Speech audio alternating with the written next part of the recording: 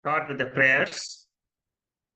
Om Sahana Vavatu Sahano Bhunaktu Saha Viryam Karavavahai Tejasvinavaditamastu ma Vidvishavahai.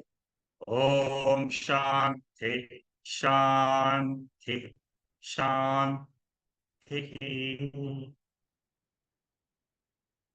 We are studying Taittriya Upanishad, and now we have come to chapter 3, Bhrigu. Taittriya Upanishad focuses on Panchakosha Viveka, the five sheets, the five coverings for Atma. Our Swarupam, our nature is Atma, which is pure consciousness. But this pure consciousness is covered. It is covered because of our ignorance. Suppose you study Upanishad and then you remove the covering. Then what happens? Then you're free. You're free means you have moksha. When you say you have moksha means what? You don't get moksha, but you know that you have already possessed moksha. You attain moksha means you remove the notion that I am the body-mind complex. I am having samsara. I am having sorrow. These notions, when they go away from your mind, that is called as freedom. Our whole purpose of studying the Upanishad is to understand our nature. After the five koshas, the coverings were removed, then the Upanishad said that all the five koshas, they are not independent. They are dependent on Atma. They are dependent on Brahman. Brahman and Atma is the same. It is the same substance, which is pure consciousness, which is without the body, without the mind, and which exists independently. So the five koshas, that is, whenever I wake up in the morning, I am coming from my swarupa of pure consciousness. This is very clearly explained in Mandukya Upanishad and Prashno Upanishad. My swarupa means my nature is pure consciousness. That is what I am in my sleep state. But I don't know that.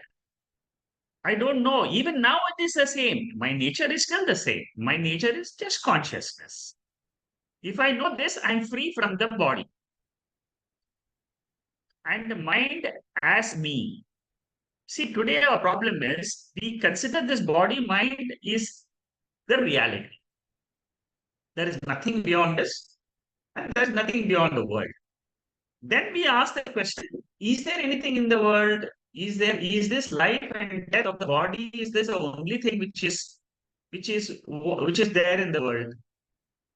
Many seekers, they come to Vedanta asking this question because they have seen life. They have seen, okay, another 50 years I will survive.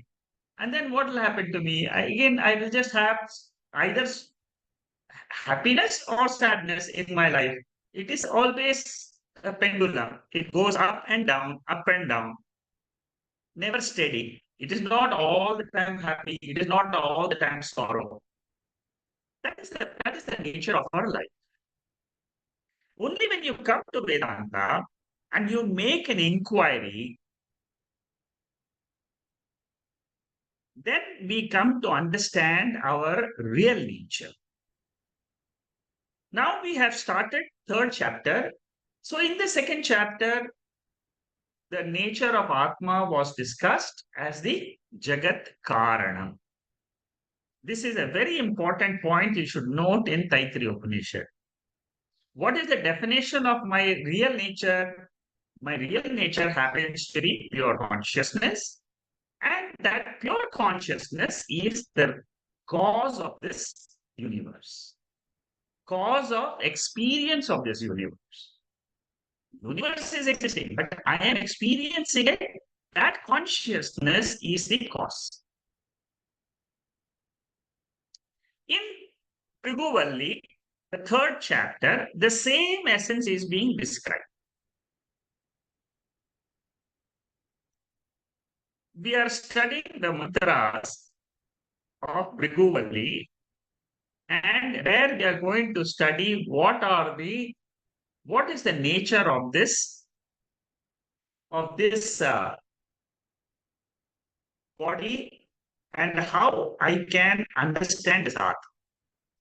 I will start with the verse where we stopped last time. We stopped in section 7, verse number 1. This is where we stopped last week. I will start the session now with the continuation of section 7 of the third chapter. There are totally 10 sections. 7, 8, 9 are what is called as vrutams and meditations. Vrutam means discipline. Upasana means meditation.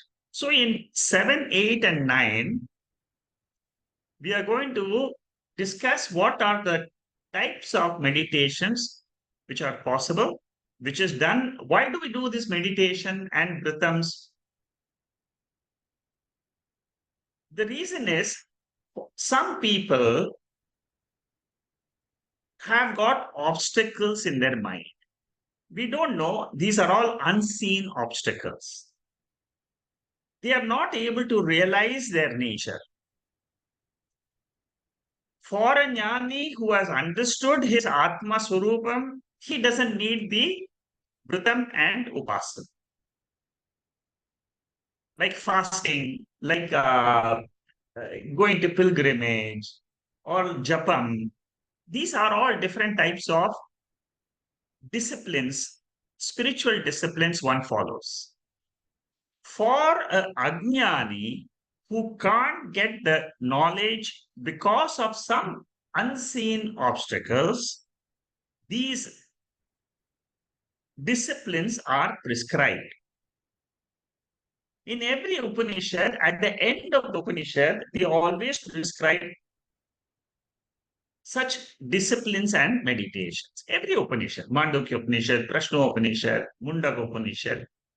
What happens is the style of the Upanishad is it will teach you Brahma Vidya. Then it will say that okay, if you have got the knowledge, you are free. But suppose you say no, I have not got it very clearly, then the Upanishad itself will say, okay, I will give you certain disciplines. You follow those disciplines and then come back to the same Shravanam, same listening to the scriptures one more time. After you have done the disciplines of meditation, that is why on Sunday sessions tomorrow, along with Mandukya Upanishad, I always take meditation sessions. So those who are interested in meditation sessions, who are attending the Saturday sessions, if you are interested, you can look at the website. There are 147 meditation sessions which I have already finished. I have given a link also. You can go to those links and try to understand how to meditate on Atma. Now, in this next paragraph, this is a paragraph which describes the first verse of the 7th section. Here, you should start understanding what are the pairs which the Upanishad gives us to meditate on. In the first pair, food, annam, is given to be meditated on for the realization of Brahman. Annam is like a guru. Like you have a guru, without annam, your body cannot survive. Without prana, your body cannot survive. So they are all linked. So now we are going to study three different pairs of meditations and how we should meditate and what are the benefits of those meditation is what we are going to study today. So the Vritam means it is a discipline. The Vritam means it is a meditation which is being prescribed. And in your meditation, what the Upanishad says is don't criticize food which you get on the plate. See, all of us, we get food every day. Sometimes we don't like the food and we start criticizing the food. Here, the Upanishad says, don't do that. Because Annam is a very, very important aspect of your survival in this world. Whatever food you get, now these are the disciplines. Annavan na nindya. Don't criticize food. That is the first lesson taught about food in the first mantra. In the second mantra and the third mantra, again will be taught. There will be totally three lessons. In each of these meditations, there will be three lessons which the Upanishad will teach us. So here the Upanishad says, don't criticize the food because annam, the food has got the status of giving you the knowledge of the mind. Okay, so that is why you don't. So you feel gratitude to annam. That is why many people, before eating, they chant a prayer. From the 15th chapter of Bhagavad Gita. The 15th chapter of Bhagavad Gita is, if you go and join a school, a Vedantic school, before every lunch session, they'll chant the whole chapter. But sometimes you may not have the time to chant the full chapter. So you then chant uh, uh, then you chant one verse from that chapter, which is the 14th verse of the 15th chapter. Aham Vaishvanaro Bhutva Praninam Dehamashitaha Pranapana Samayuktaha Pachanyannam Chaturvidham. This is the mantra, chapter 15, 14th verse. This is the verse that Guru tells us, at least you chant one verse and then you start eating the food. This way, you are praying to the digestive power in your body to take care of the digestion of the food. The Agni Devata is the digestive fire. See, when we take food, suppose the food doesn't get digested, it cannot get nourished. The body cannot get nourished. So Annam is given glorification and also digestion of the food is given glorification. Stuti is done for Annam. So there are upasanas, three pairs of upasanas. And what we should understand in these meditations is that they are all interconnected because we are going to study the effect of the five elements. Basically, it's a meditation on the five elements. Now, coming to the first meditation, what the Upanishad says, what Shankaracharya says in this next paragraph of his commentary is, he says, prana is the food because you see, these are all indirect relationships which we need to make so that we understand what is the ultimate cause of this entire universe. Brahman is the ultimate cause. But then I don't understand that very clearly. So I go step by step. I go from Annamaya Kosha, Pranamaya Kosha, then Manomaya Kosha, Vijnanamaya Kosha. How to do meditation, how to make my mind subtle. That is what we understand from these meditations. So here in this commentary, Shankaracharya says, prana is inside the body, the air which we breathe. This air which we breathe is extremely important. Many a times we don't even know, we are not even aware that we are breathing. Without breath, you can't survive. But many a times we are not aware of it. But when we study the Upanishad, a special mention is given to this prana. Prana is food, and food is the body. Shariram is the eater of annam. So now we will have to slowly progress and understand that there is a consumer-consumed relationship between food and the body. Similarly, Apaha and Jyoti. Jyoti here means Agni Tattvam. This is the second pair. And what is the third pair? Earth and space. In all these three meditations, the central message is universe is interconnected. Without these five elements, there is no universe. Universe cannot sustain. Without space, there's no universe. So, what are we trying to convey? The Upanishad is trying to convey that we are all mutually surviving entities. We are not haphazardly placed. It is an intelligent creation. That is why in chapter 11 of the Bhagavad Gita, it says, Vishwarupa Ishvara. This whole cosmos is the body of the Ishvara. In the individual body, we have the organs, the heart, the lungs. Now the lungs are connected to the stomach.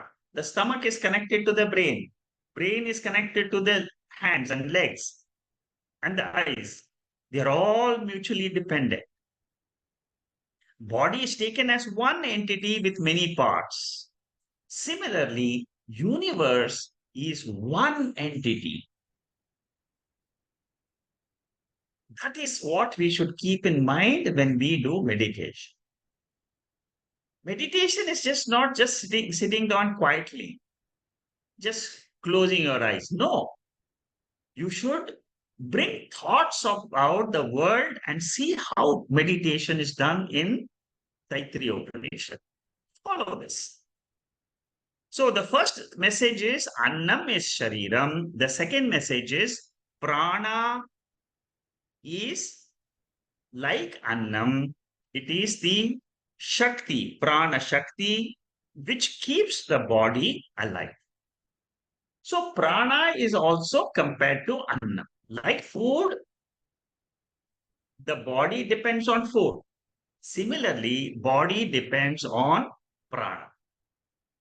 Then you should not stop there. Body depends on the mind, body depends on the intellect, body depends on the Anandamaya Kosha, happiness. That is what you should extend. Each of these koshas we have studied is one inside the other. That means as you reach the Pranamaya Kosha, you are gone away from the body, gross to the subtler. From Prana, you go to the Manaha. Again subtler. From Manaha, you go to the Buddhi. Again more subtler. And then finally you say Atma. That is the progress we have to make in our meditation. Whatever is inside is considered to be the food. For example, prana is the food of annam, of the annamaya kosha. Similarly, manaha is the food of pranamaya kosha. Buddhi, intellect is the food for the manomaya kosha. Similarly, Atma is the food for Anandamaya Kosha. Can you see how deep is this meditation? The content is consumed, it is eaten. First, annam is eaten. Then we say prana is eaten. Then we say manaha is eaten. Compared to the buddhi. Then we ultimately we say what? Everything rests on atma or brahma. And whatever is eaten or consumed is the annadaha, the other side.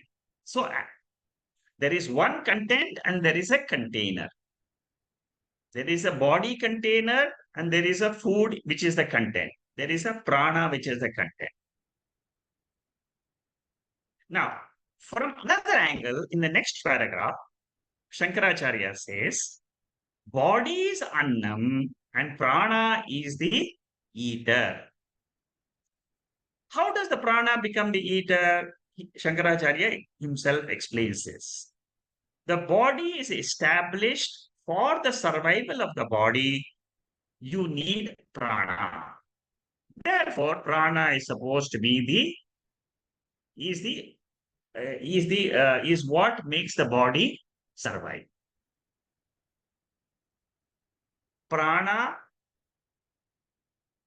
and the body both are consumed, and what is the as well and what is the ultimate consumer? Ultimately, the jiva is the consumer. But then we go step by step. So annadaha prana, then there is shariram, which is annam. Okay. All this, it's you just have to understand that they are all mutually connected pairs. That's all.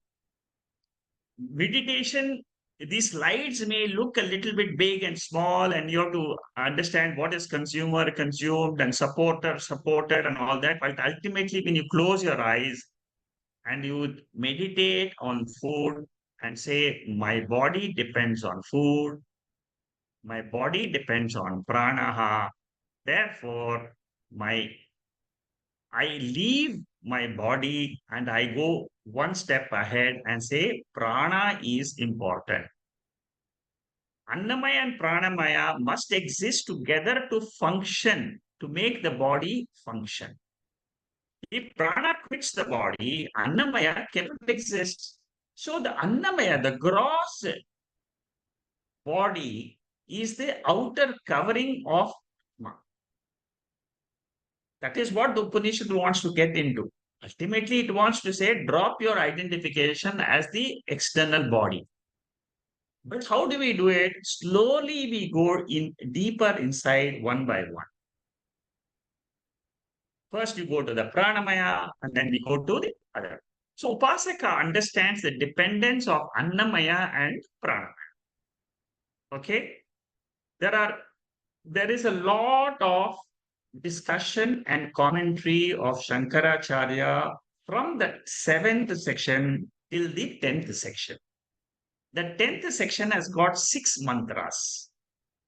So we are going to do 7, 8, 9, and then the 10th section, 6 mantras.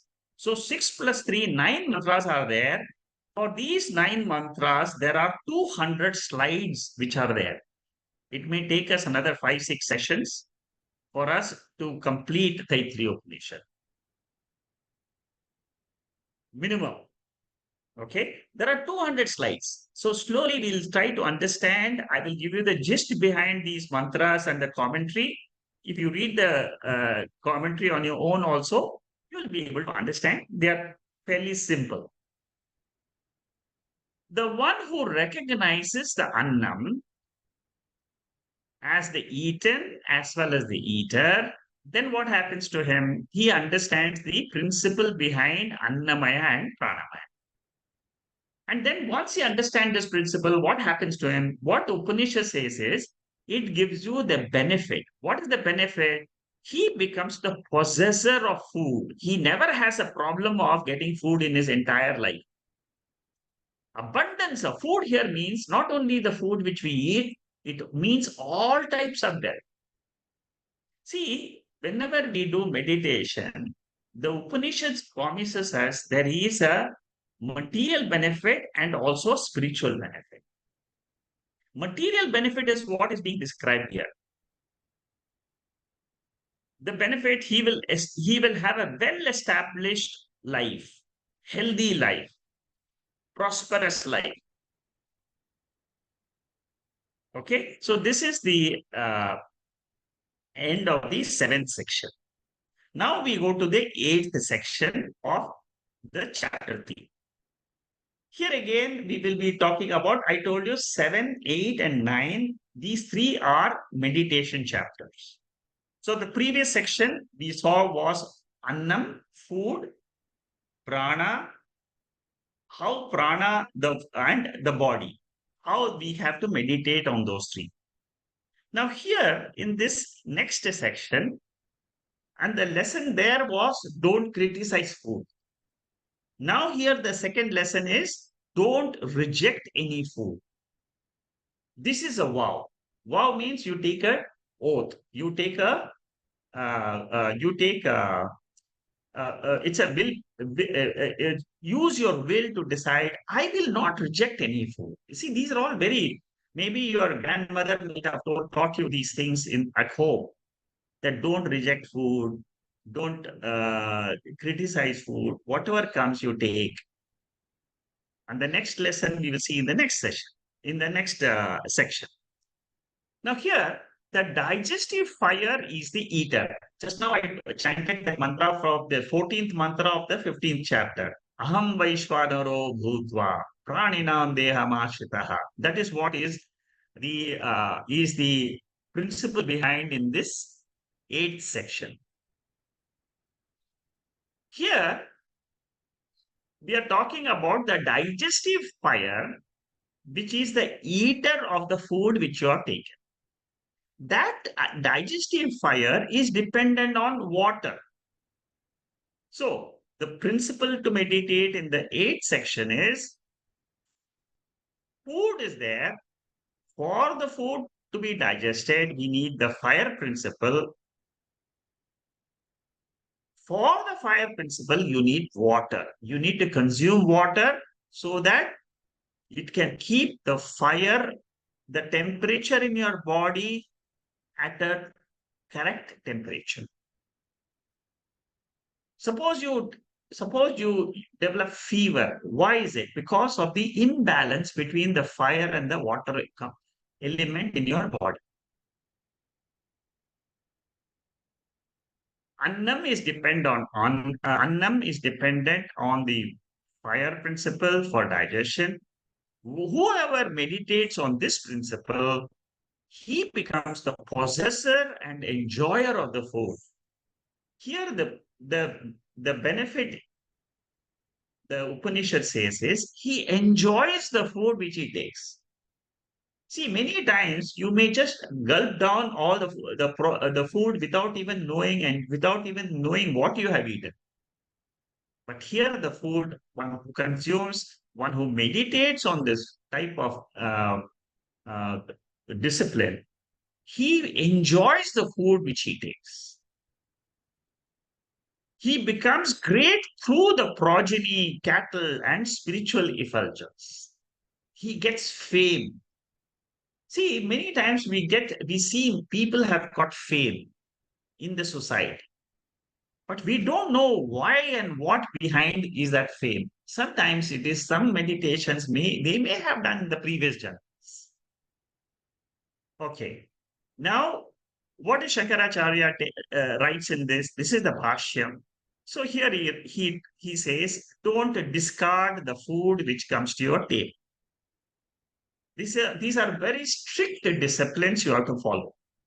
See, whenever you start practicing these disciplines one by one, then it'll become a part of a system. Then you don't have to worry.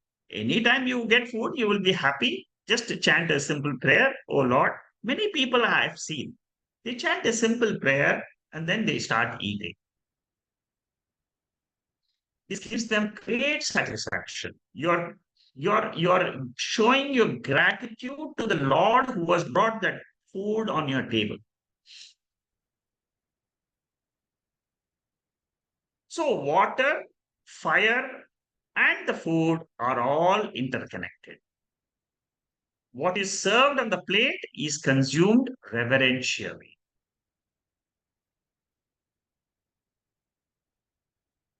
Don't leave food at the end of in your plate. Don't discard the food. That is another message that many people have got the habit of throwing away food, whatever they don't like. Don't leave anything on the plate. That is the vrita. That is what the Upanishad is teaching us. Why all the small, small things are given? See, when we pay attention to these small things, we become more awareful. See, in many families, these things are normally taught when you are young. So it comes like a culture in the family. Don't judge the food as good or bad, shubham ashubham.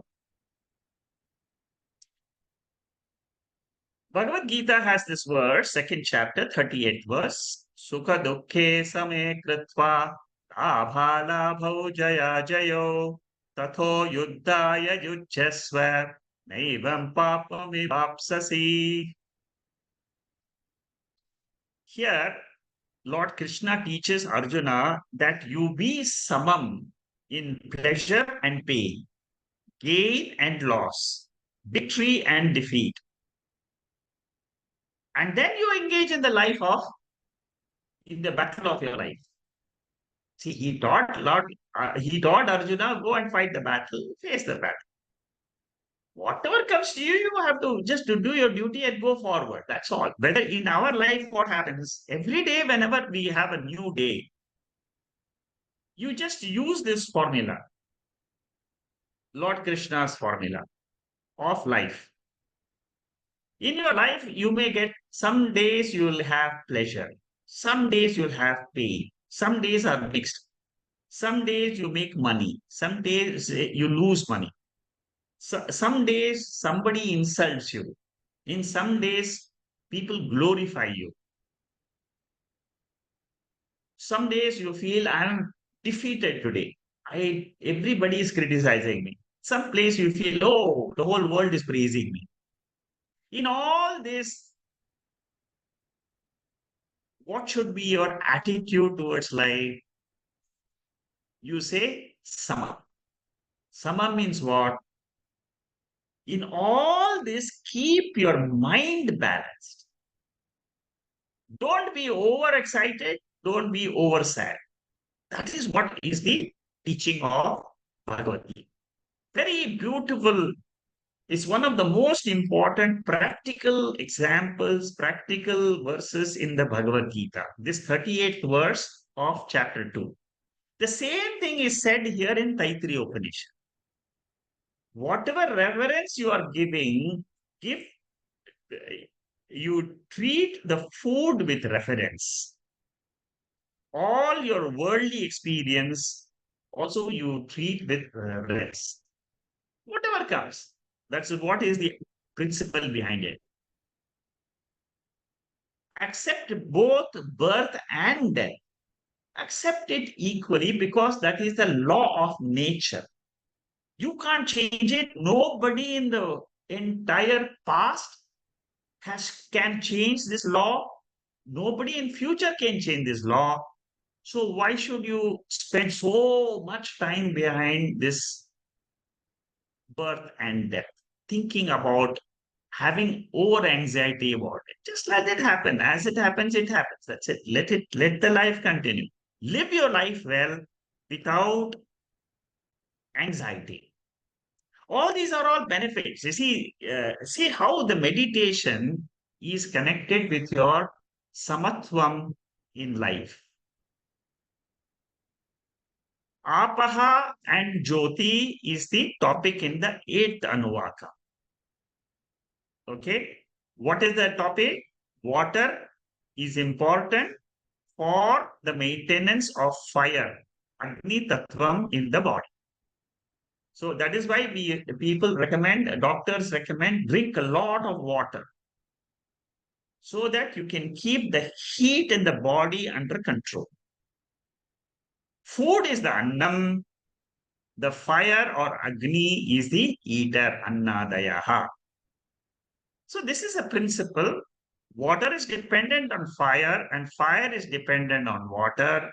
Therefore, you should connect both of them as mutually dependent principles. See, these are all small things you connect at your meditation level. Then you can connect that there is a bigger picture. Ultimately, there is Brahman, there is Atma, which is the ultimate controller of this entire cosmos. All these meditations have got a lot of lessons. If you go deeper, you can study. You can once you start meditating, these knowledge about the world will come to you automatically.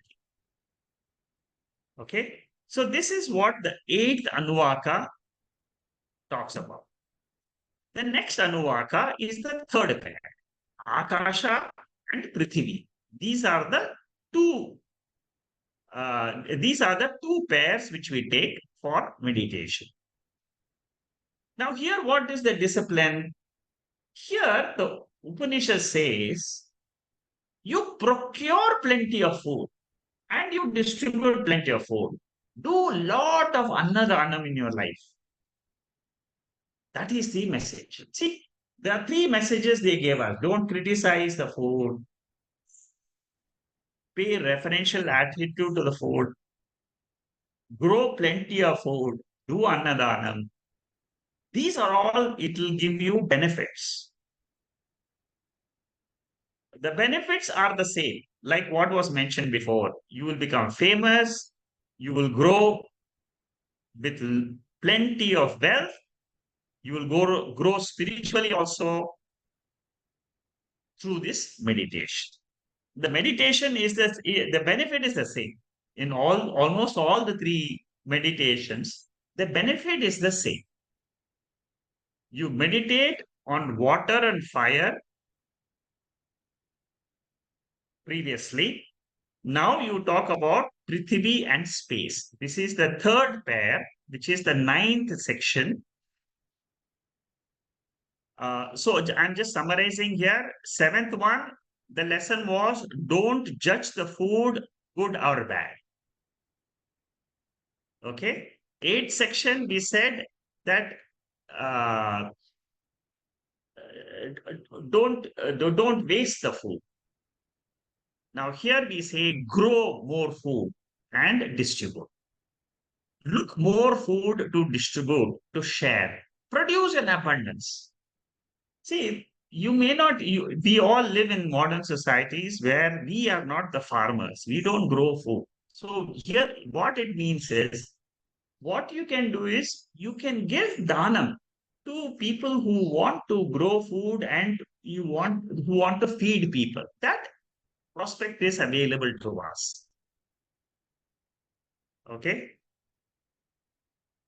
So Prithvi is the earth element, and the earth for it for its existence depends on space.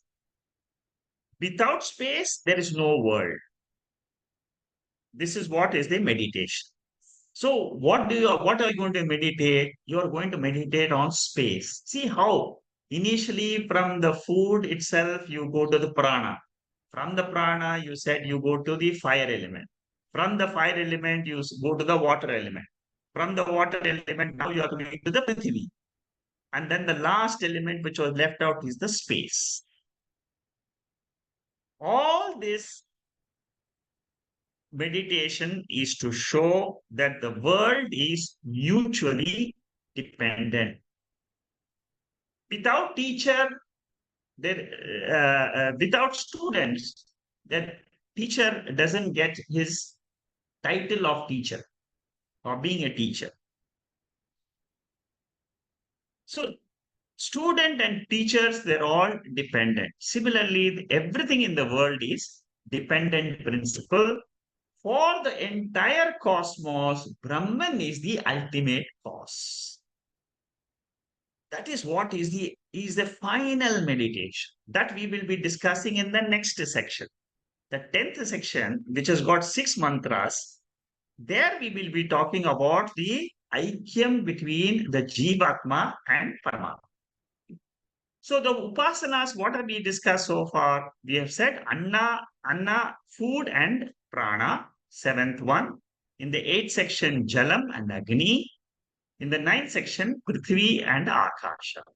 In all of them, we should see the two relationships. One is the Pratishtha. Pratishtha means it is dependent on. It's resting on. Annam is resting on Prana. Prana is resting on the food which is taken. Food is resting on the digestive fire. Digestive fire is resting on the water. Water is resting on the earth. Earth is resting on ultimate Akasha. And where does Akasha rest? Akasha, the first mantra we studied in second chapter, we said from Atma, Akasha is born. So here we are going back to that principle. From in Atma, the whole cosmos exists. Universe is a cosmic interdependent principle.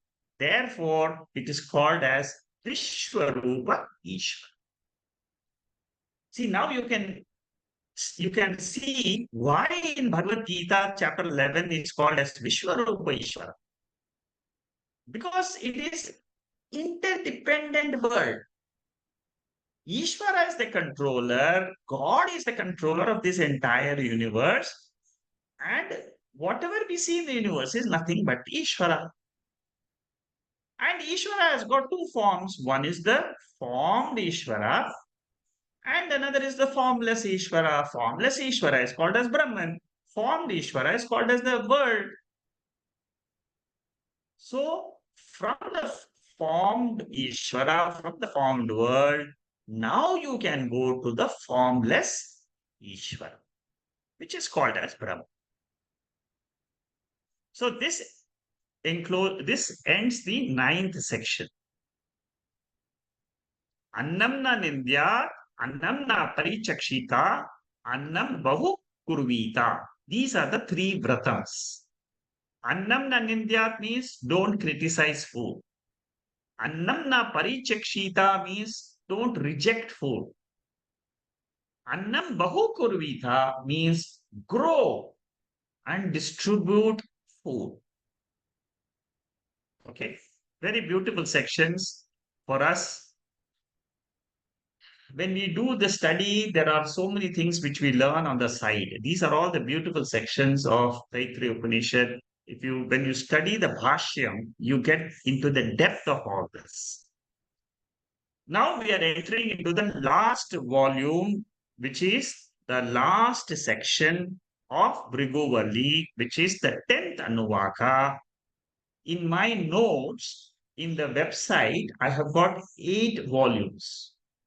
We have finished the 7th volume of notes. Each volume is about 200 pages. We have finished 1400 pages of Shankara Bhashyam. Now we are entering into the last volume. This also has about 200 pages, and the entire 200 pages is devoted to one section, which is the 10th Anuvaka. The 10th Anuvaka, and these are the verses 1, 2, 3, 4, 5, 6. 6 verses are there. We will go from one by one. We will try to study. There is a very detailed Shankara Bhashyam. There is also a lot of debates in this section. That is why this runs into 200 pages. There is a lot of debates. When we come to the debates, we'll see what are the debates, but it's a very beautiful section, very interesting section. Let us go to the first verse. Now, the first verse is again a vrita. It is Generally we say matru devo bhava, pitru devo bhava, atiti devo bhava. Atiti devo bhava means whoever is a guest who comes unannounced in your house, you give shelter and plenty of food. See, our days, in our normal days today, in our modern society, we don't have this problem of guests coming unannounced. They will tell you before they come to the airport itself. But in olden times in India, this was the practice.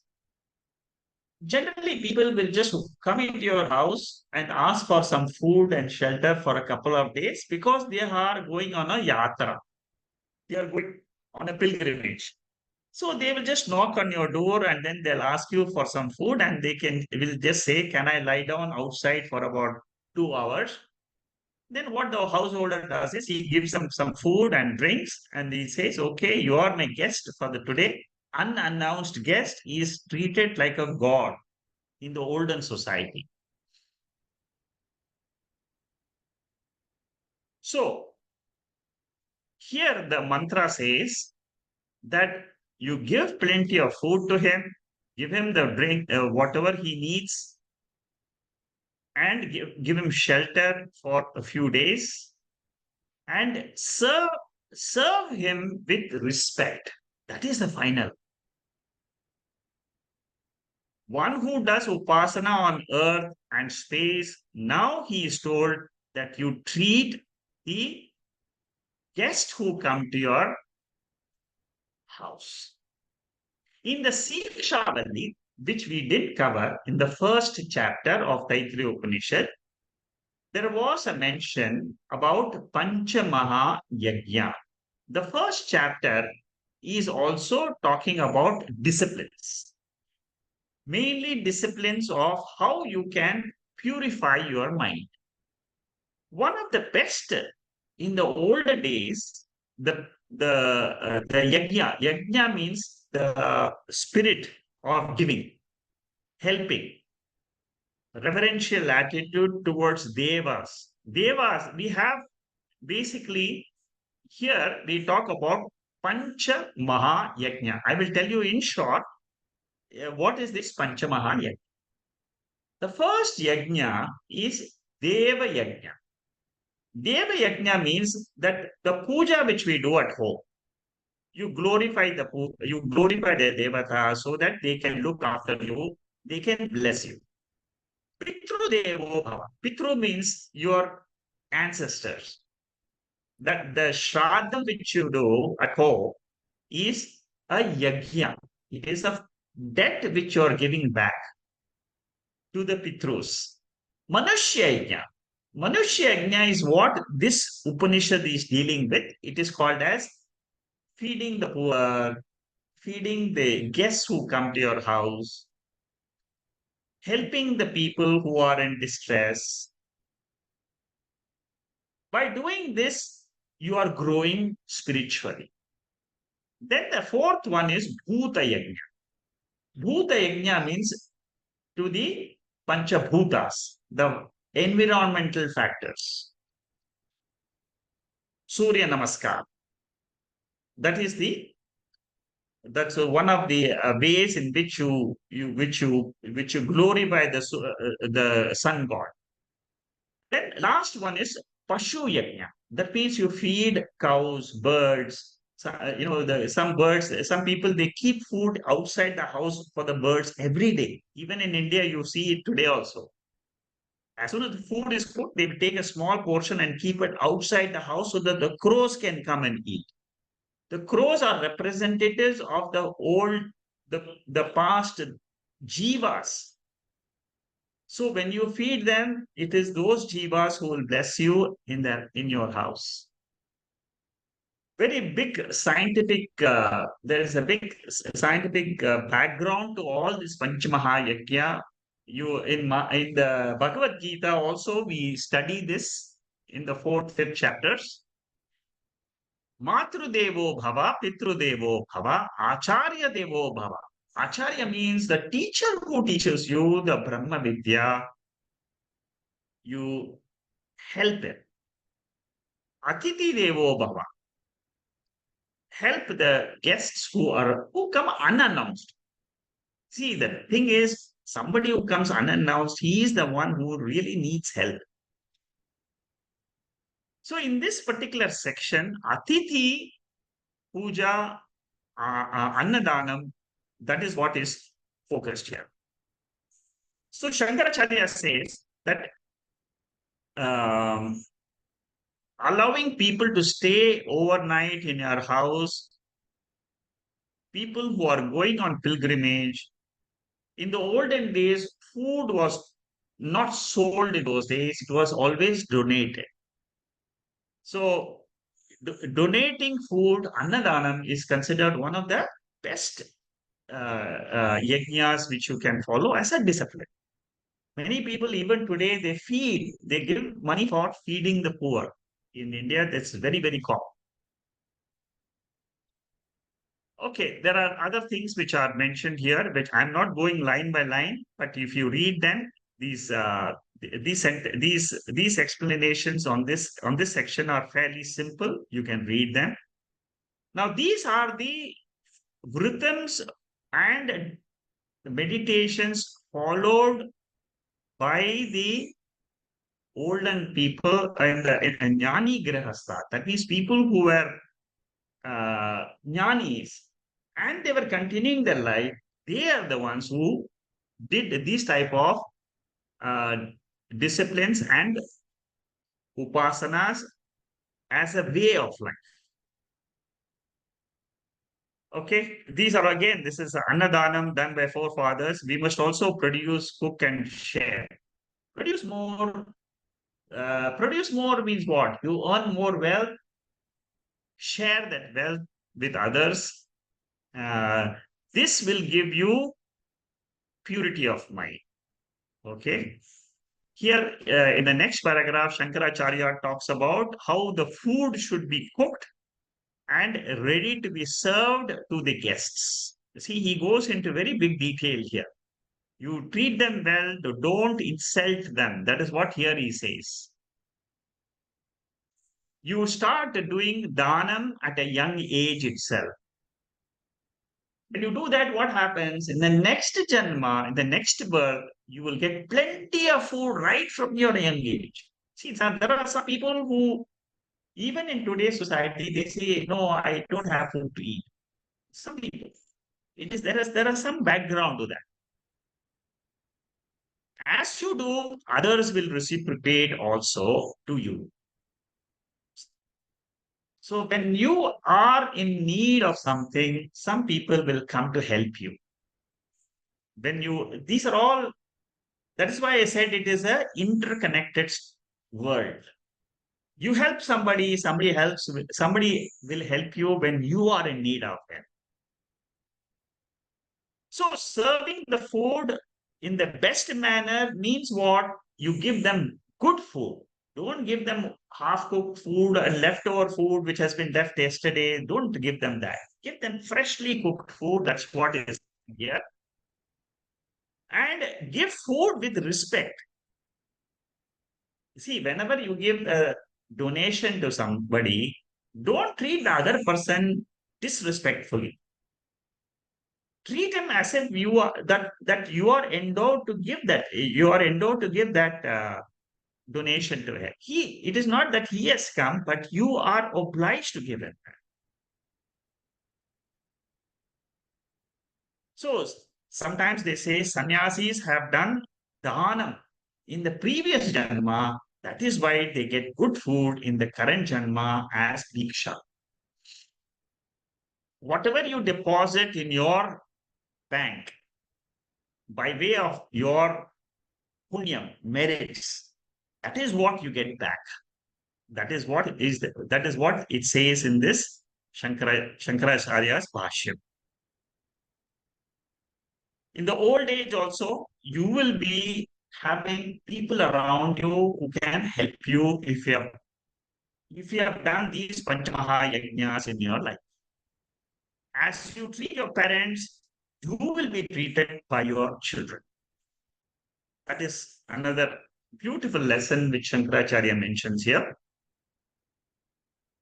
The glory of Annam, the next paragraph, and the of Annadanam has been discussed so far. In Bhriguvali, Annam Brahmeti Divyajanat, Prana Brahmeti Divyajanat, Mano Brahmeti Divyajanat. Guru is compared to the Annam. That means you glorify the Guru, you glorify the food, and you will get plenty of benefits. Okay. All this will give you Chitta Shuddhi. Chitta Shuddhi means your mind will be free from obstacles. It will be free from wavering. Therefore, what happens? You can absorb the teaching very fast. Okay. Just to give you a revision, the first 6 sections of the Bhriguvali deals with Panchakosha Viveka. I'm just doing a quick revision of what we have covered so far. In the 7th to 10th section, 7, 8, 9, we have finished.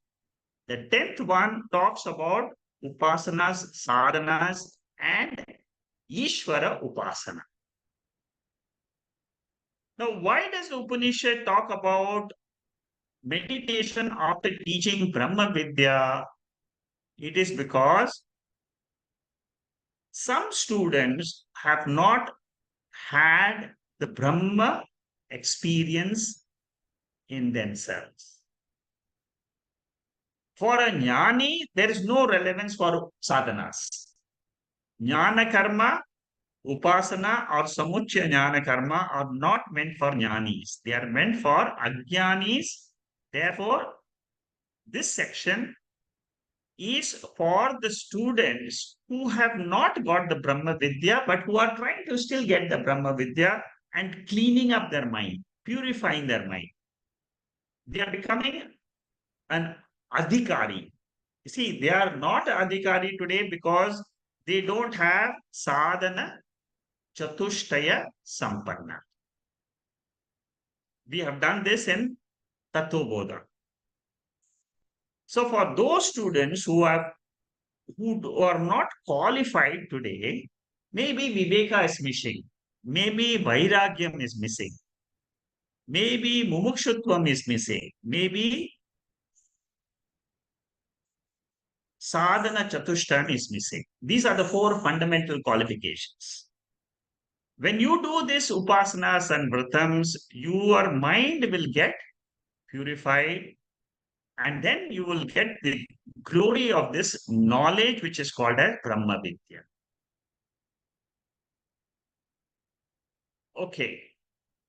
Whenever we do upasanas, we are talking about Saguna Brahma Upasana. And what are the 2 types of, generally, what are the 2 groups, what are the 2 classifications of upasanas, meditations? One is called as Adhyatmika Ishvara Upasana. And another is called as Adi Daivika Upasana. We are going to study this section now. So in this section, what we are going to study is 2 broad areas.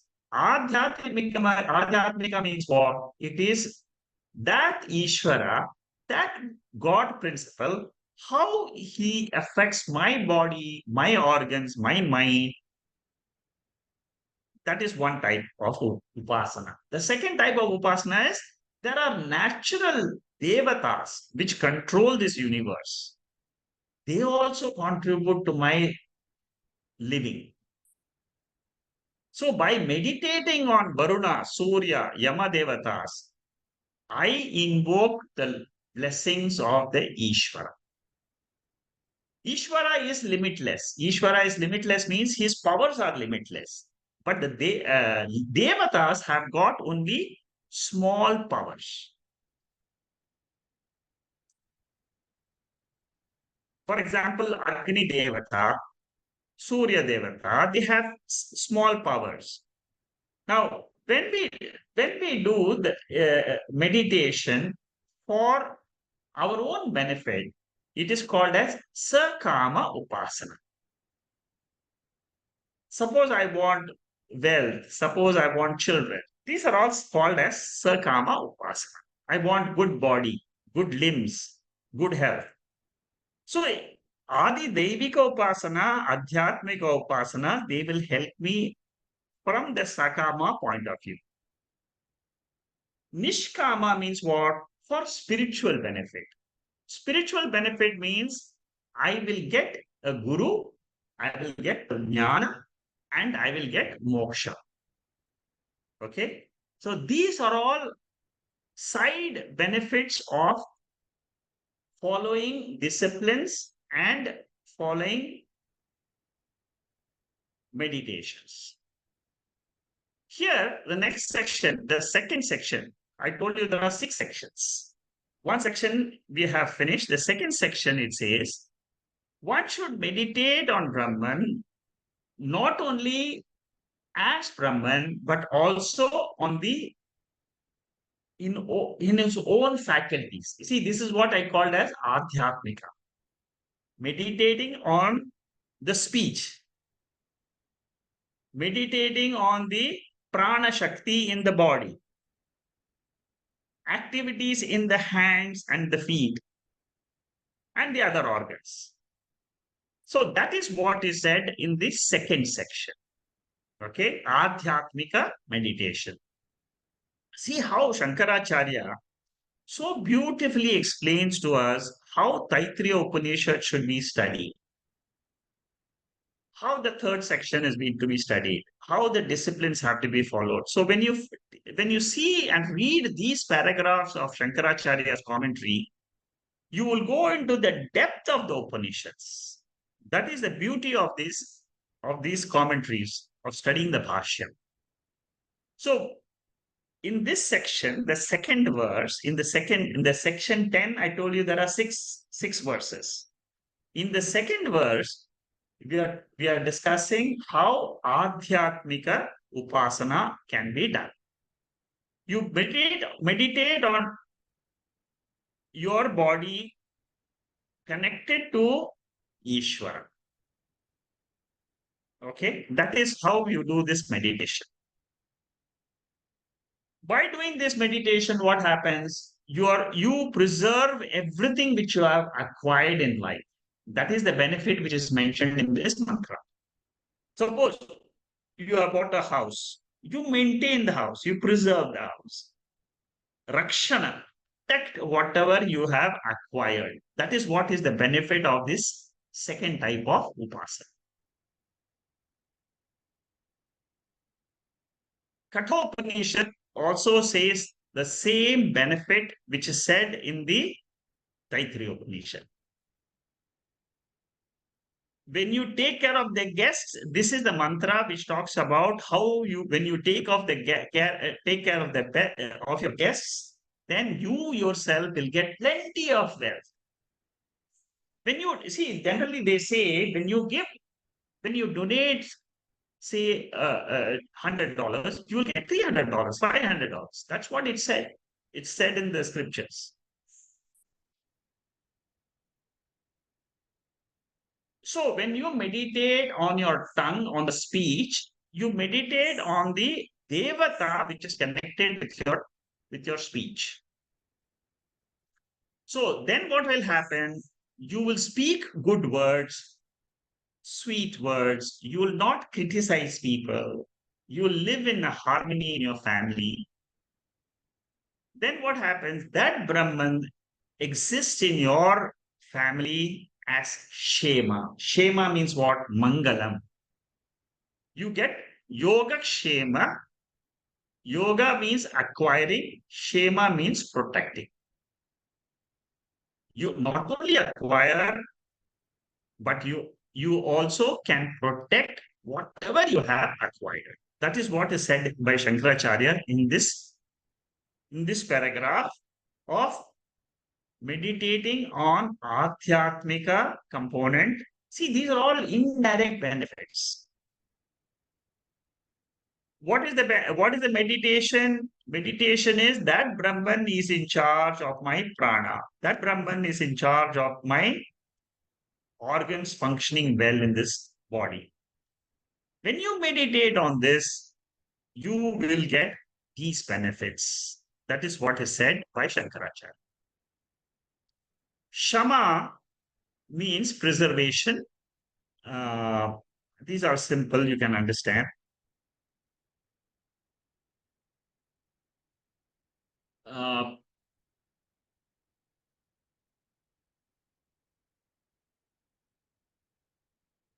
these are all some other mantras which I have quoted here. Yato vacho nivartante aprapya manasa saha. Speech comes back without reaching Brahman. I've said this, I've taught this, but these are just some other mantras, which some other reference mantras I have given to connect the meditations. So Ishvara, the controller of this entire universe, is not only in the universe outside, but he is also in my body as Mangala Rupena. In the good words, when I speak, he is present. That is what we meditate. He is present in the prana. He is the one who digests, who is the one who gives all the five portions, who controls the prana's shakti in this body. Okay. These are Shankaracharya's commentary, further explanations about the uh, benefits of the skills in different faculties of hands, legs, through these upasanas. See, Shankaracharya goes into the depth of this and how they are all connected. See, the interconnection between uh, the organs of the body and our mind, that is what he is trying to explain here. Okay. Various limbs, faculties, and their devatas, because each of our body organs are controlled by the corresponding devata, which is discussed in the Tattva Bodha. If you read the notes there, for each of the for the mind there is Chandra Devata, for the Chakshuhu there is Surya Devata. All those details are mentioned in the Tattva Bodha. So here, what we are trying to do is using that information to meditate. So to meditate on the different devatas connected with the individual organs. Okay. Okay. So this finishes the Adi Adhyatmika meditation. I told you there are two types of meditation. One is you focus on in Ishvara being the controller of all your organs. That is what we have studied in this section. In the next section, we are going to study Adi Daivika Upasana. Okay, this is just a revision portion. I will skip this area. This is what I was trying to tell you, that use Surya as the Devata to get blessing in your eyes. This is the Adhyatmika. What is Ishvara? Ishvara is the controller of all the Devatas, including the Surya Dev. Like, for example, in Sandhya Vandana also, you invoke the Samashti Devata. Samashti Devata means Surya Devata. Sandhya Vandanam is primarily meant for the benefit of the Buddhi. That Devata which can bless my eyes, which can also bless my Buddhi with the illumining power. Illumines not only the world, but also the secrets of the world, how Ishvara controls this entire Jagat. The third mantra is Adi Daivika Upasana. How can I meditate on the gods? What are the different type of gods? You have got Varuna Devata, Then there is Devata controlling the lightning. There is a Devata which controls light in the stars, fame in the cattle. See, every little thing in this world which we see, objects also which we see, they are all having a power. But the power in them is not inbuilt in them, but it is controlled by a principle. That that power behind all these individual organs or objects in the world, even Prithvi, for example, the earth. We see the gross earth, but then there is a Prithvi Devata. There is a Varuna Devata. So, meditating on the Devata principle is what is being taught in the third verse of the 10th section. Okay. Then what will happen? There'll be plenty of rain where you will not have any famine. In this, for example, the power of lightning, in the power of wealth, power of you see, wealth we enjoy, it is a power. But that power also comes not, it is my wealth is only a finite power, but then it comes from some other superior, infinite power which can bless me with that wealth. So, Devata centric meditation is what is being discussed here in this third mantra. Um, okay. Rains give plenty of. What happens when we meditate on the rain? What happens is we get plenty of food grains are produced. Then you get a good meal, you get a good satisfaction. And what happens is these are all gross satisfaction, but they lead to subtle satisfactions of Brahma Vidya. Ultimately, always keep in mind that you have to connect all this to our central aim of Brahma Vidya. In Chandogya Upanishad, this Brahma Vidya is called as Bhuma Vidya. That Brahman exists in the rains, it exists in the earth, it exists in the fire, it exists in the entire universe. Okay? The strength of the lightning, the fame of wealth, the illumination in the stars, these are all the Upasya Devatas, or these are how we are supposed to meditate in the Adi Deva Upasana. Okay, there are three things which are mentioned here in the third verse. One is the strength. Wherever you see the strength, you remember that the strength is not intrinsic to the possessor of that object or being, but it is coming from the strength of another Devata, which is the controller of the strength in that particular area. Similarly, Yasha, fame, is also is a power. There is a Devata which is connected with it. Also, the third is the illumination. That means the nakshatra, the stars are illumination or having the illumination not by themselves, but they are all controlled by the Devatas. Devatas are the alambanam. Alambanam means they are the basis for my meditation. For example, how can I meditate on Vayu Devata, Agni Devata, Vidyut Devata, Pashu Devata? These are all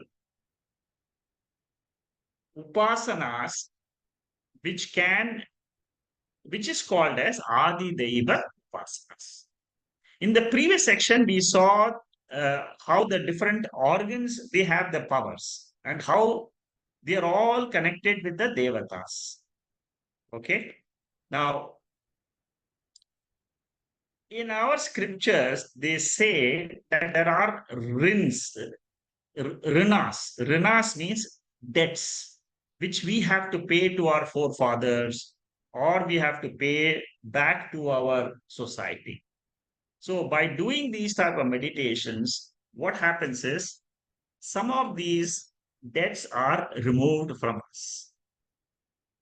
In this section, I told you there are three areas of Adi Deva Upasana. One is Balam, the power. The second is fame.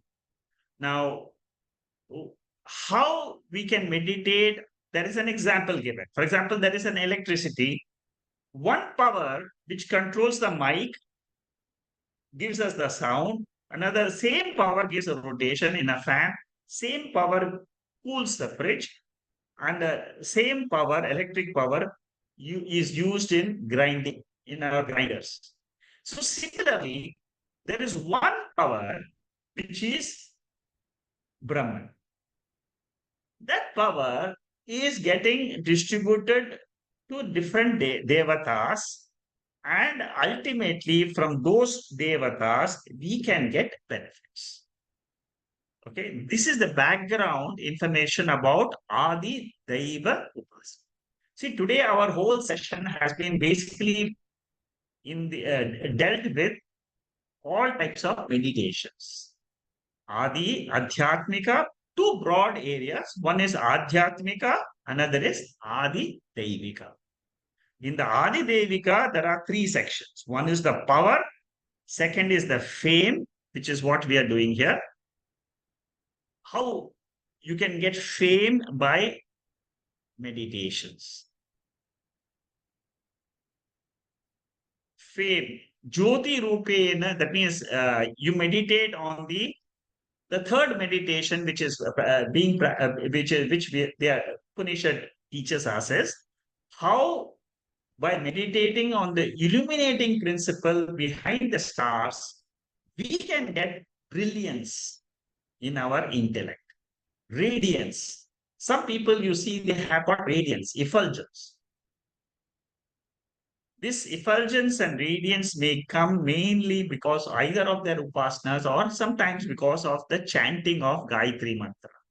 This is the Gayatri Mantra which is chanted Om Tatsavitvarenyam Vargo Devasya Dhimahi Dhiyo Yo Na Prachodaya. Very powerful mantra for those who are meditating on this mantra. What they get the divine brilliance in their intellect. You will find that those people who chant this Gayatri mantra,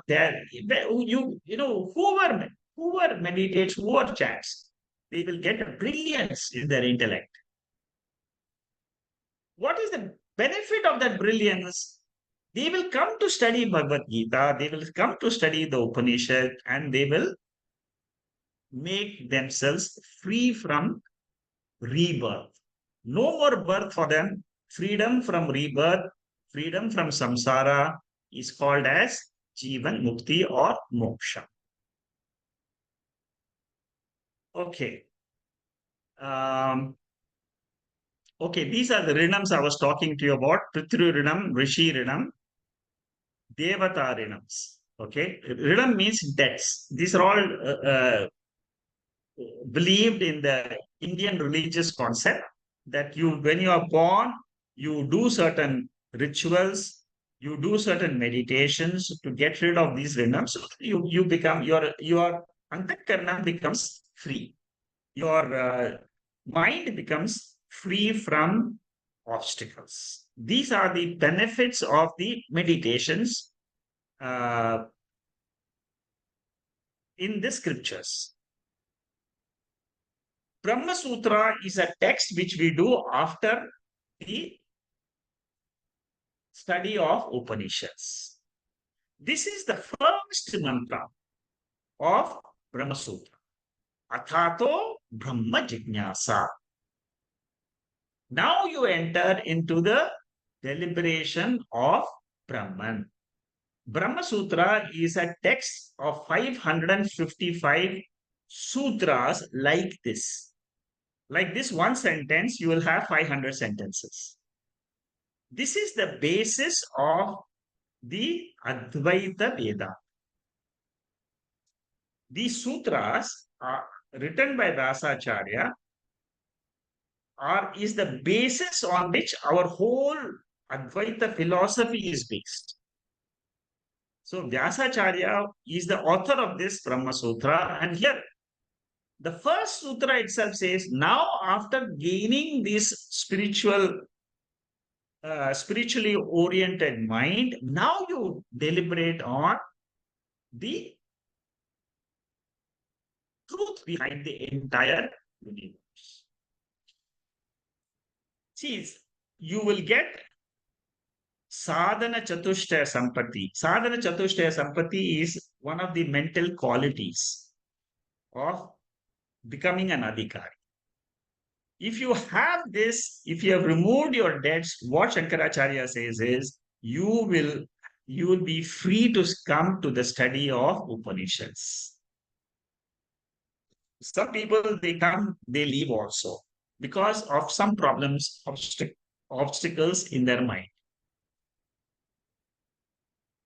These are the benefits which is promised for the which I have already discussed with you. Okay, Akasha and Prithvi. These are all, that is also was one of the things which we discussed before. Benefit of the upasanas is mind becomes sharper and focused. Okay. This finishes the revision portion. Now the fourth mantra, I'm going to take it up in the next session. I'll probably give you an introduction. I've got another 5 minutes. I'll just introduce this, and this is an introduction to the fourth section by Shankaracharya. Akasha Rupa Ishvara or Saguna Brahma Ishvara. One should meditate on this. By meditating on this, one becomes great, means what? One achieves Brahma Vidya. One should also meditate on Brahman being the agent of destruction. That means Brahman is the cause of birth, he is the cause of death also. All this happens where the whole cosmos is located in space. Without space, there is no cosmos. Okay, that is what is being said in this commentary. By meditating on the sustenance of Brahman, whatever faculty which we need to develop, it can be developed. That is what Shankaracharya says here.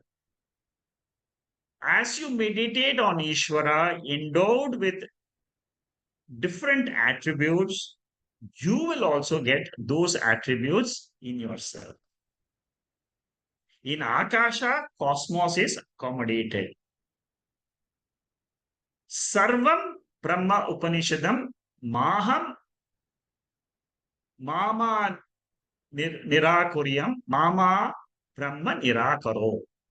See, in the Samaveda Shanti Patha, this sentence comes. That means I am praying to that Devata Brahman, let him not reject me. That is what is the prayer. I can pray to him to get Brahma Vidya, but let him not reject me. Let him hold me till I get this knowledge. Okay, it's a very beautiful prayer in Samaveda Shanti Mantra. In Bhagavad Gita, from the 7th chapter till the 12th chapter, this is the second section, deals with Ishvara. The first 6 chapters deals with Jiva. Second section deals with Ishvara. It gives us all the details about Ishvara. In the 9th chapter, the 16th section, the Lord says, I am the the offering of the food to the Pitros. I am the medicinal herbs. I am the mantra. I am everything in the universe. Aham kritaraham yajnaha. Swadaham aham aushadam. Mantro aham evachyam. Aham agniraham utam. This is just to say that everything is located in space. If you space is the closest to Atma. The difference between Atma and Akasha is inert. It is achetana. What about Ishvara or Jiva? He is Chetana. Chetana means conscious. Achetana means inert. So Panchabhutas are intrinsically achetana. What gives the Chetanam to the Panchabhutas? What gives to the body, for example? What is the factor which gives the sentiency to the body? It is this Ishvara Sarupa Brahma. Upasana can be done in Vishnu form, Rama form, Shiva form, Ganesha form, Devi form, Surya form. All these forms are only stepping stones to reach the formless. Nirakara Ishvara is the final goal, formless. But Akara Ishvara, which is all these forms, are the stepping stones. Ultimately, what do we have to reach in Upasana? We have to reach the formless nature of our own self, which is called as Atma or Brahman. But how do I get to the formless? Not directly. I have to meditate. For example, any form you can take. There is no greater, there is no inferiority or superiority between gods. One thing which you should, for all students of Vedanta, you should know there is no inferiority between Vishnu and Shiva. No, these are only forms. In a very another advanced text called Vichara Sagara, there is a debate. There is a person who wants to know what is the why why do we have so many gods? Then the teacher says to the student there, he says, forms are many, but these forms are karya. There are two things in the world. One is Karanam Brahma, another is Karyam Brahma. I'm slightly digressing from this section because of this particular thing about gods and how we can meditate. I'm bringing that teaching here. The teaching is that ultimately you want to know whether I should meditate on Vishnu or Shiva, Shiva or Devi, Devi or Ganesha, Ganesha or Muruga, Muruga or Ayyappa. You should not have this confusion. Take any form you like. Take any form you like. That is what is called as Ishtadeva. And what you should meditate on, the form is a karyam. It is a product of Brahman. Ultimately, what you should meditate, your focus should not be on the features, on the form of the God. Your focus of upasana or meditation should be on the Karana Brahman. Karana Brahman means what? Formless controller of this entire universe. Okay? It's a very important teaching from Vichara Saga. With that, I will close for today's session. I will start next week with this slide 1490 and we'll take it on from here. Om Purnamada Purnamidam Purnahat Purnamudachyate Purnasya Purnamadhaya Purnameva Vasishyade. Om Shanti Shanti Shanti. Hari Om Shri Gurubhyo Namaha. Hari Om. Okay. First, uh, we'll go through the chat box if there is any.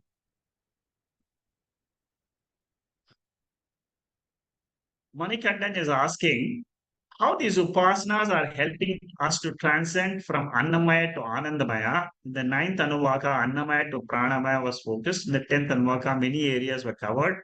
How we can understand these upasanas will transcend the Manomaya to Anandamaya Kosha. Kindly help us to relate upasanas to Kosha transcendence. Okay.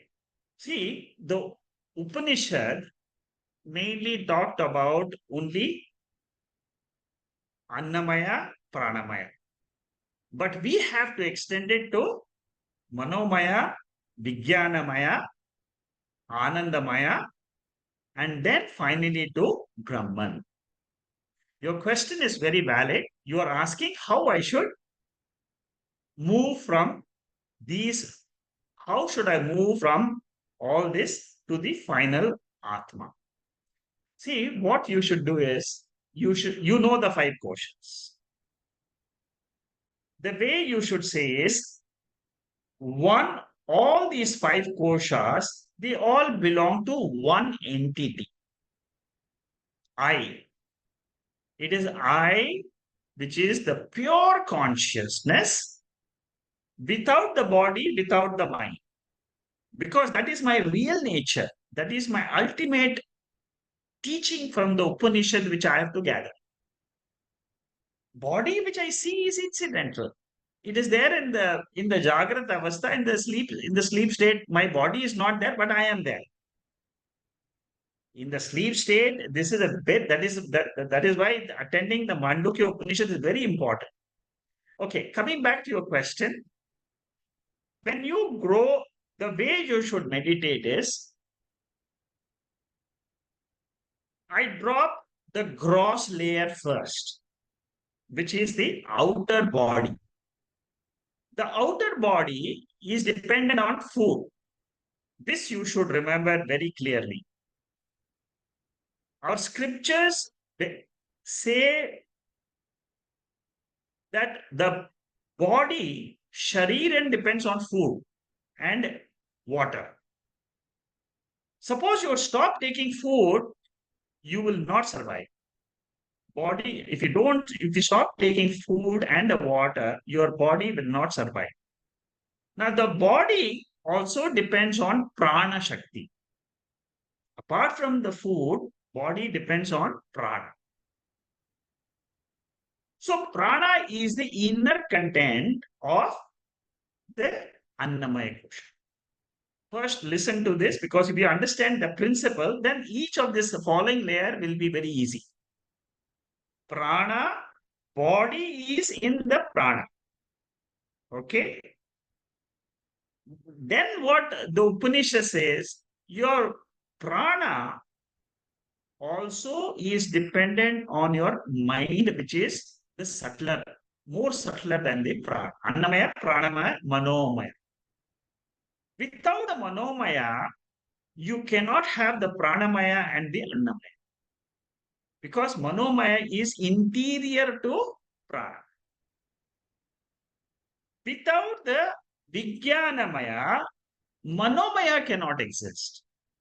You have to grow, you have to grow in this one by one, ultimately to Anandamaya, which is the last thing which you can experience at the Vyavaharika. Beyond the Anandamaya, you have to depend on the Shastra, on the scriptures, which says that beyond this is the Atma. There is no proof. There is no experiential proof. There is no perceptual proof for Atma. have Shraddha in the Shastra and say, I am that Atma in which these entire Panchakoshas are appearing and disappearing. This portion is very, very important. See, up to Anandamaya, everybody understands very easily. But from Anandamaya to Atma and Brahman, this portion of the teaching is very tricky. Is very, very tricky. It is this portion, the last portion. The last portion is that is where you have to study different Upanishads so that your intellect can understand and remove ignorance about your nature. One of the best tips for meditation, you are asking me separately a question on meditation. Ultimately, what you should do is you should say, I am that Atma. This point, you just keep it in mind.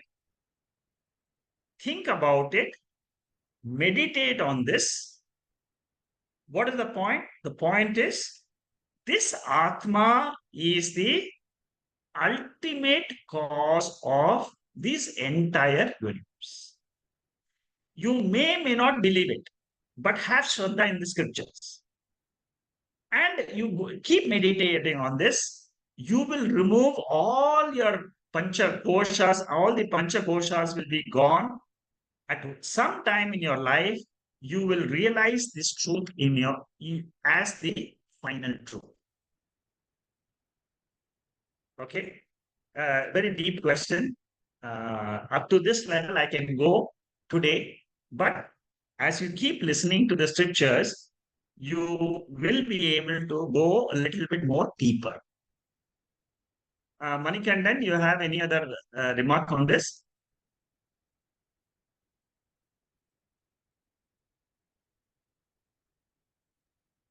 You can unmute and speak. Hello. Yeah, Thank you. Thank you. Can you hear me, Sir Vishal here? Yeah, Manikandan, are you over?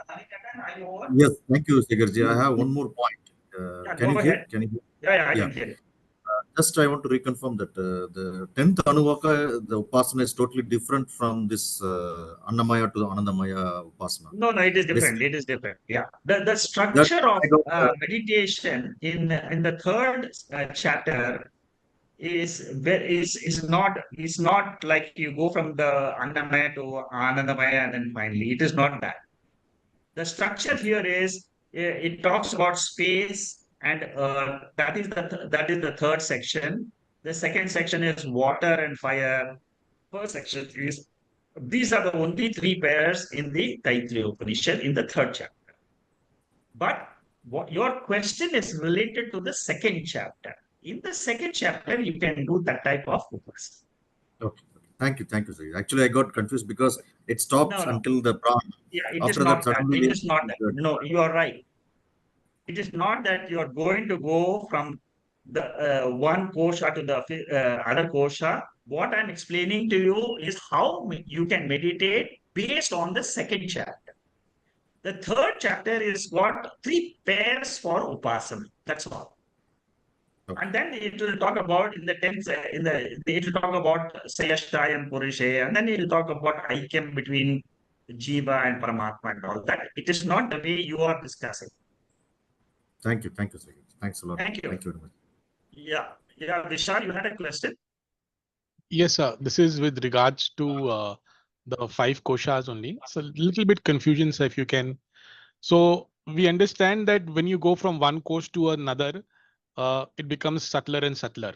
We understand that when you go from Anandamaya kosh to Pranmaya kosh to Manomaya kosh, it becomes subtle. Then we use the word, it is inside the other. That means the Pranmaya kosh is inside the Annamaya kosh, and then the Manomaya kosh is inside the. So the word inside is used. Then sometimes in the diagrams they show that each kosh is enveloping the other kosh. For example, they show the diagram of a person, and then on top of that they show the Pranamaya Kosh enveloping the whole Manomaya Kosh, then Manomaya Kosh enveloping the whole Pranamaya Kosh, and the Vijnanamaya Kosh enveloping the whole, Yeah. so each kosh enveloping the other. So this inside, each kosh is inside the other, but still enveloping the other. उधर मुझे थोड़ा confusion हो जाता है कि is Pranamaya Kosh enveloping the entire Anandmaya Kosh, or because then we say it's inside, so it's inside, so it should be lesser or it should be enveloping.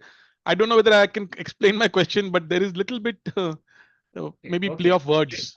Okay. See, I think you have not attended the initial portion of the chapter 2. I had mentioned this about this, what is a kosha and how you look at kosha. I think you didn't attend those sessions.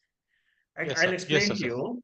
See, basically, there are 5 koshas. Okay. 5 kosha means what? These are the dresses. These are the outer covering for Atma. So let's start from Atma. It is easier.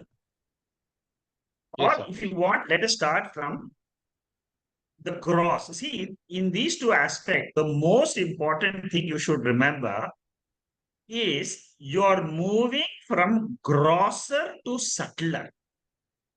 Yes, sir. And the subtler envelops the gross, not the other way around. Okay.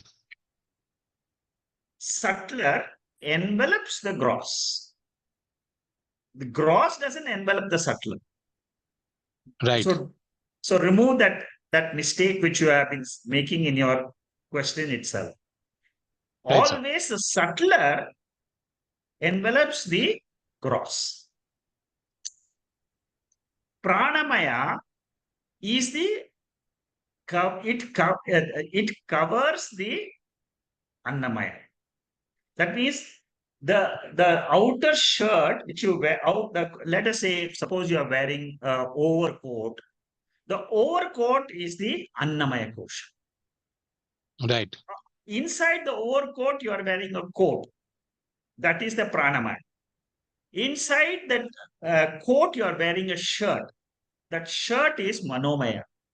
Inside the shirt, you are wearing a banyan. That is your vijnanamaya. Okay. And then inside that is anandamaya, one more layer. Suppose you have a thermal covering. And then you have nothing. That is Atma. So the innermost is what? Atma. That is the subtlest. Anandamaya is the closest, because Anandamaya is where you are in sleep state. You don't experience your body. You don't experience your mind. There are no disturbances from your mind in the sleep state. But you still experience something outside you. What is outside you? You here means Atma. Atma is without anything. Ultimately, you say, when I get up in the morning, you say, I had a very blissful experience of sleep. I slept very well. So that is Anandamaya Kosha, is the subtlest of your personality.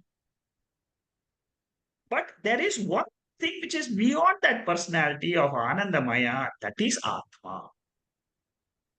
For that Atma, there is no, it is self-evident, it is always there, eternal. That means in your see, when you come up to the sleep state, what you should say is, in the sleep state, in Jagrat you have to do it, not in the sleep state, because in sleep you can't do anything. In the Jagrat, you have to take your mind and say, in the sleep state also, there is some experience, there is an experiencer, and there is an experienced. I am experiencing happiness, relaxation in sleep. This is without the body, without the mind, without the organs and nothing. What is there in the sleep state is you, the Atma, and this kosha called as Anandamaya kosha. Right. What Upanishad says is, drop that Anandamaya kosha also and ask the question, whose presence did you experience that happiness? You experienced some happiness. You experienced your presence also. In the sleep state, according to the scriptures, they say that you have a vritti, you have a thought also, but it is the subtlest thought that I alone am. Ultimately, I alone am is your final nature. Ultimately, if you want to know who I am, what you have to say is, in the waking state, close your eyes and say, Aham Brahma Asmi. What is the meaning of Brahma? Brahma means that from which the entire cosmos is coming, that in which the cosmos is existing. This is the second mantra of the third chapter of Taittriya Upanishad. Yato va imani bhutani yena jayanti jivanti. That mantra. So that mantra, you bring it to your attention. Right, sir. Bring it to your attention, but you must do it. If you want to become free, if you want to have that experience of that moksha swarupa, bring that and say, I am that Atma from which this entire cosmos is coming, into which the cosmos exists, and the whole cosmos resolves into this Atma. That is why Atma is equated to Brahman. And then you say, Aham Brahmas. I am that Brahman. Because being Atma is not the final step, but being Brahman is the final step. And people who have meditated on this one verse, they have got moksha. I give you guarantee, you would just try it out yourself. You will say, I have understood what this whole entire Vedanta is all about. I have understood. And that one mantra, I keep it always in my mind to know my Swarup. That answers your question about the Panchakoshas and what lies behind the Panchakoshas. Yes, sir. Thank you, sir. Okay, good. Thank you. Yes, sir. Thank you, Vishal. Okay, any other questions?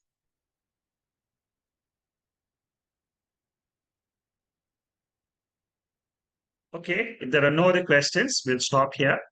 And then next week we'll start.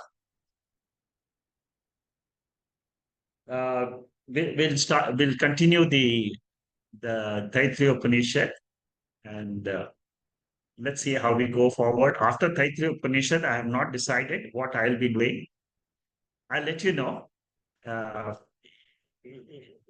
would probably take Kathopanishad after Taittriya Upanishad. I think there'll be another 4 or 5 sessions on Taittriya. And I'm contemplating between Kathopanishad and Prashnopanishad. On Prashnopanishad, I have Shankara Bashyam. And Kathopanishad, it will be a simple Upanishadic study without the Bashyam. So I'm still contemplating what I'll be doing. I'll let you know by the end of another 3 or 4 sessions. Okay, thank you, and have a great day, all of you. Namaste. Thank you, Secretary. Thank you. Thank you so much. Sir, thank you, sir. Thank you. Thank you, Vishal. Thank you. Thank you, sir. Thank you. Thank you, sir. Thank you.